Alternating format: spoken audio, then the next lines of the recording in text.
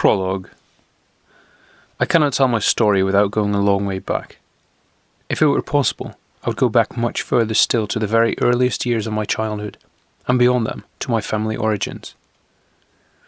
When poets write novels, they are apt to behave as if they were gods, with the power to look beyond and comprehend any human story, and serve it up as if the Almighty Himself, omnipresent, were relating it in all its naked truth.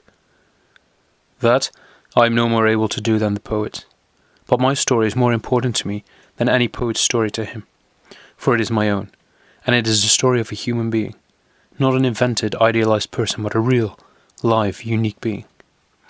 What constitutes a real, live human being is more of a mystery than ever these days, and men, each one of whom is a valuable, unique experiment on the part of nature, are shot down wholesale.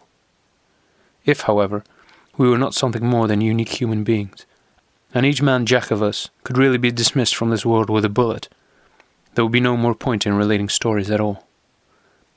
But every man is not only himself. He is also the unique, particular, always significant and remarkable point where the phenomena of the world intersect once and for all, and never again. That is why every man's story is important, eternal, sacred, and why every man, while he lives and fulfills the will of nature, is a wonderful creature, deserving the utmost attention. In each individual, the Spirit is made flesh. In each one, the whole of creation suffers. In each one, a Saviour is crucified. Few people nowadays know what man is.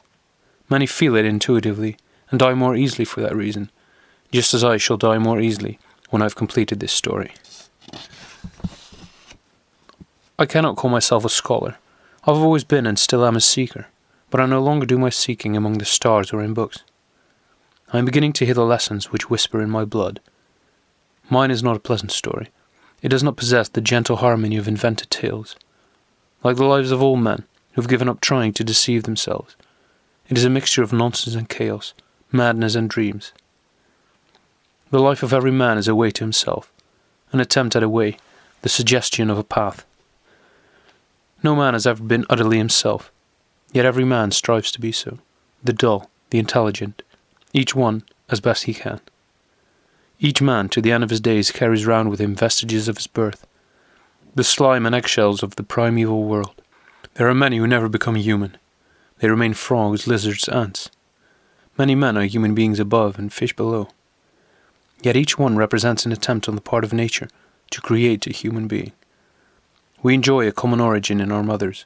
We all come from the same pit. But each individual, who is himself an experimental throw from the depths, strives towards his own goal. We can understand each other, but each person is able to interpret himself to himself alone.